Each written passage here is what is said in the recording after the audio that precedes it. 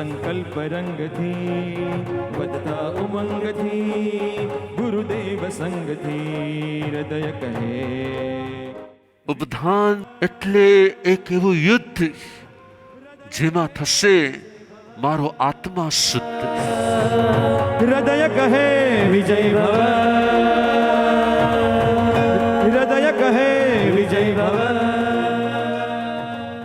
આ કર્મોની ચાળમાં જકડાઈ રહ્યો છું, હું અટવાઈ રહ્યો છું, હું બંધાઈ ગયો છું.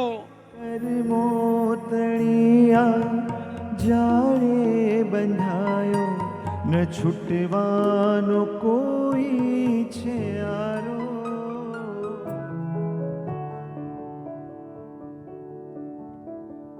એક શ્રેષ્ઠ પામવા આવ્યો હતો, પણ ઉપદાનના બીજા જ દિવસે એક સર્વશ્રેષ્ઠ મેં પામી લીધું. કહેવાય છે કે આ મનુષ્ય ભવની જે દુર્લભતા છે એ આપણે ઘણીવાર સાંભળી છે, પણ આને સમજ્યા નથી. આ વાતને આપણે સિરિયસલી લીધી નથી.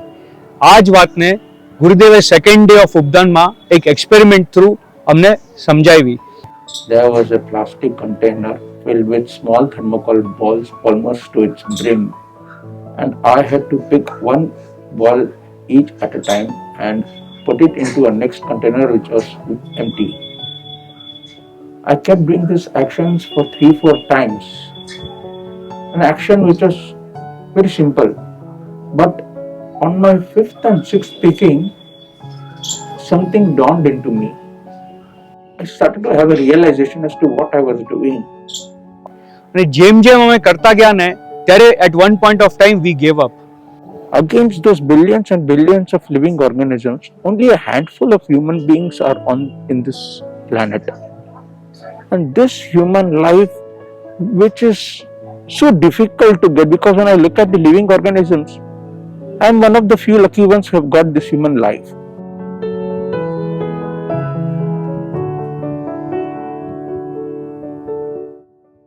The feeling of Rajoharan was so divine. It's a powerful explosion of divine samveg bhav in me. No words can express what I felt in that moment. And after that, I feel every moment Paramatma is walking with me, He is talking with me, He is always with me. સંયમ ભાવોનું સાચું શરણ રજો હરે રજો હરે. પડવા વાળું ઊભું કરવામાં જિંદગી આખી વિતાવી દીધી. This is like a spider web where we are surrounded with so much possessions, so many unnecessary things in our worldly life. Similarly, I am one of them. Staying in USA for last 30 years, I am blessed with so many things around me. When I got the opportunity to experience that, at that time, all I could see was the Bhagwan on the top. I could not see anything else. I literally wanted to run, bypass everything around that and climb up very fast. ભૂલ ભરેલી ભ્રમણાઓ છે તોય નથી ભૂલાતી, માયા નથી મુકાતી. જ્યારે મેં curtain open કર્યું અને મેં ફોટો જોયો ત્યારે હું રિયલીમાં શોક થઈ ગઈ હતી. બિકોઝ એ બધા ફૂડ આઇટમ્સના ફોટોઝ હતા અને રિયલીમાં એવું છે કે હા હું ફૂડી છું. જ્યારે પરમ ગુરુદેવે એમના બોધ વચન ફરમાવ્યા કે તમે તમારા સુખ માટે, તમારા શોખ માટે એ કેટલા અનંત જીવોને કેટલી વેદના આપો છો, ત્યારે ખરેખર એટલું બધું હર્ટ ફીલ થયું. એ દરેક જીવને કેટલી વેદના આપીએ છીએ અને એ વેદનામાં ખુશ થવું એ અમારું અજ્ઞાન છે.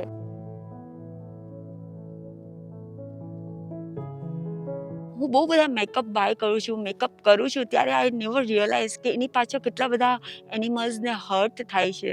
હું આવી અને મને આ ઓપન કરવાનું હતું, એ ઓપન કરતાં બી મને ડર લાગતો હતો. અને after when I so the small rabbit, small animals જેના ઉપર આપણા મેકઅપ્સ પહેલાં એક્સપેરિમેન્ટ કરીએ છીએ અને પછી આપણે એને યુઝ કરીએ છીએ, it gives me goose bumps and so much I was crying. અને પછી એ જ આઈ ડ્રોપ મારી આઈઝમાં ડ્રોપ કરવા માંડ્યો. It was so burning. આ મારી દીકરી છે, એને તું ગરમ પાણીમાં નાખી દે. મેં એને ગરમ પાણીમાં નાખી અને એને જ્યારે આ ફોડલા થયા છે, એ ફોડલા જોઈને મારું તો હૃદય કંપી ઉઠ્યું છે કે એ વેદના ત્યારે ઓલા ગ્રાસને કેવી થતી હશે. એ ઝાડ પાનને આપણે જ્યારે ટચ કરીએ છીએ ત્યારે એમની કેટલી અસંખ્ય વેદના થતી હશે. જન્મો જન્મથી પાપો કરું છું, રાખી નથી મેં શરમ. પાપ તણા પરિપાક સુણીને, પાપ તણા પરિપાક સુણીને ભાગ્યા છે મારા ભરમ.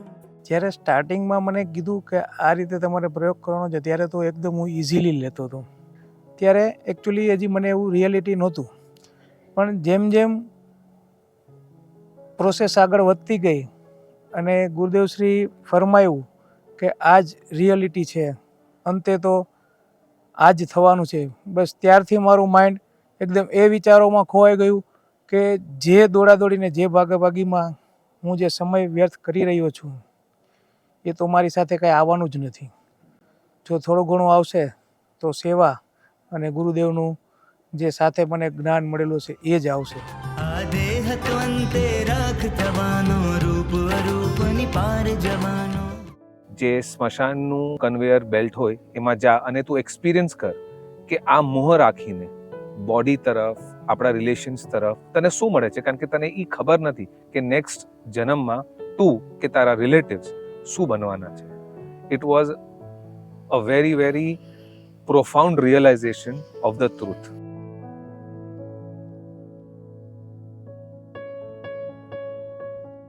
જ્યારે ગુરુદેવશ્રીએ આયુષ્ય કર્મ લીધું, આયુષ્ય કર્મમાં ગુરુદેવશ્રીએ સામેથી બધાને કીધું કે હું મારું ધર્મ આયુષ્ય તમને આપી રહ્યો છું, તમને અણાયુષ્ય બનાવવા માટે.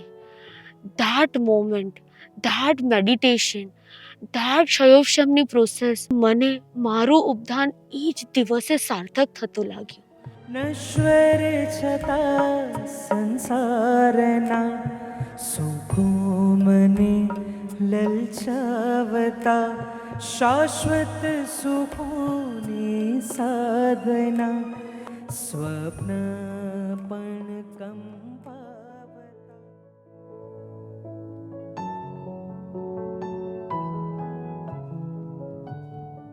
પ્રભુ તારો વેશ મારે આજે તો પહેરવો છે.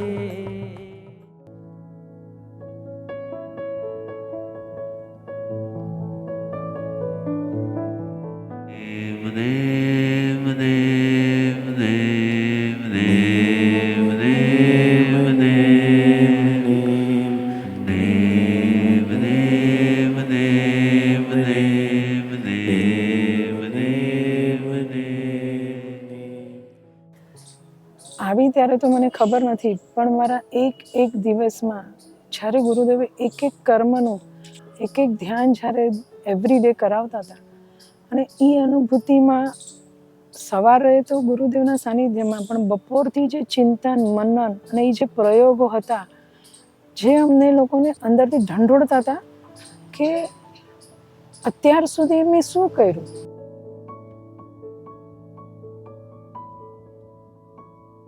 ઉપદાન કરવા મળ્યું એ મારી જિંદગીની બેસ્ટ ઉપલબ્ધિ છે.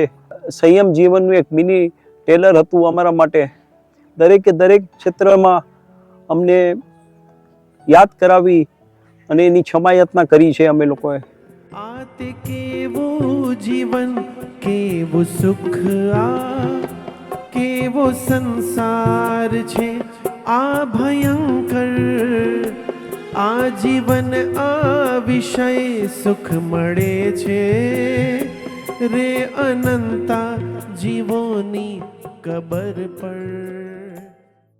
મારી આંખ પર પાટા બાંધવામાં આવ્યા ત્યારે 2 મિનિટમાં મારું અસ્તિત્વ ઝીરો થઈ ગયું. મારો ઈગો કમ્પ્લીટલી ઝીરો થઈ ગયો. I was completely helpless. અને અમારે ગુરુદેવને ગોતવાના હતા. કેટલી વાર પરમ ગુરુદેવની પાસે આવ્યો અને એમને હું સ્પર્શ ન કરી શક્યો. આજે આ ભક્ત કરે એટલી પોકાર, તારા ચરણોમાં કર મુજને સ્વીકાર. ગુરુના ચરણે છે મારા આત્માનો ઉતાર, હું છું તારો બાળ ગુરુ ગુજને સંભાળ.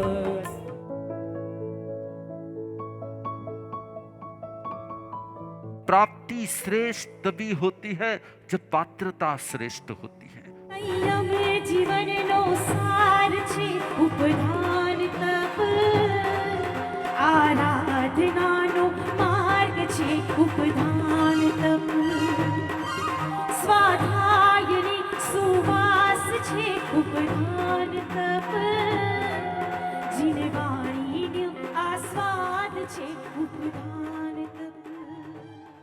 અહીં આવ્યા ત્યારે ઘણું હતું કે 11 દિવસ કેવી રીતે કાઢશું, મોબાઈલ નથી, આ નથી, પણ હવે એવું લાગી રહ્યું છે કે 11 દિવસની આરાધના બી ઓછી પડી રહી છે.